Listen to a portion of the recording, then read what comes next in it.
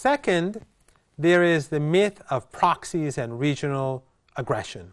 The term Iranian proxies is widely used by Western and Arab journalists and elites. This term is a caricature of reality.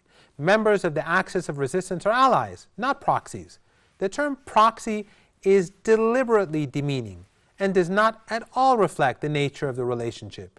It denies these groups, Hizbullah, Hamas, Ansar Allah, or the Houthis as some insist on calling them, Palestinian Islamic Jihad, or the Iraqi resistance, their local agency, popular roots, authentic grievances, ideals, and motivations.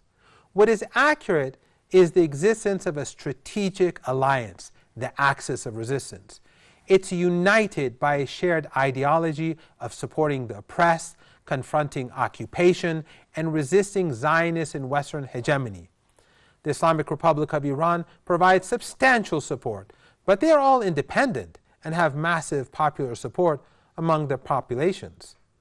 Post-October the 7th was a validation of the alliance. The events since October the 7th have not eroded, but popularized this axis. It has demonstrated a credible multi-front deterrence capability, constraining adversarial actions by the genocidal Zionist regime and its allies.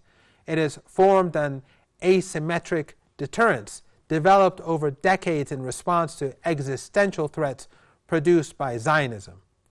For over 2 years, the axis of resistance proved to be the only force that fought in defense of the Palestinian people in Gaza.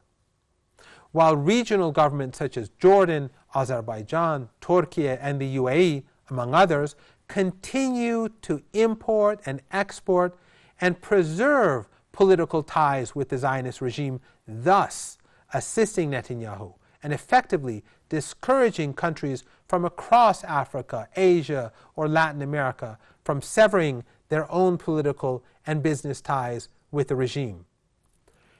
If these were indeed proxies, they would have folded under the sheer weight of aggression carried out by Zionists, the collective West, and their regional proxies, whose territories, resources, media empires, and U.S.-controlled military bases were used to carry out Operation Timber Sycamore in Syria, regime change in Libya, genocidal wars against Gaza and Yemen, the demonization of Hezbollah, airstrikes against Iranians, and attacks against Iraq.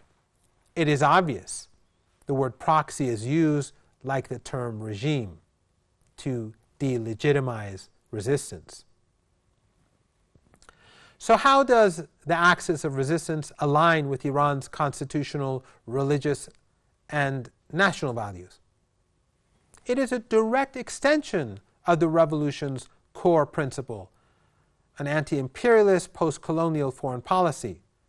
This is evident in Iran's support for Venezuela, Cuba, and Nicaragua in the face of U.S. aggression, as well as its support after the revolution for resistance in Southern Africa against white supremacism, and for the people of Bosnia during the mass slaughter.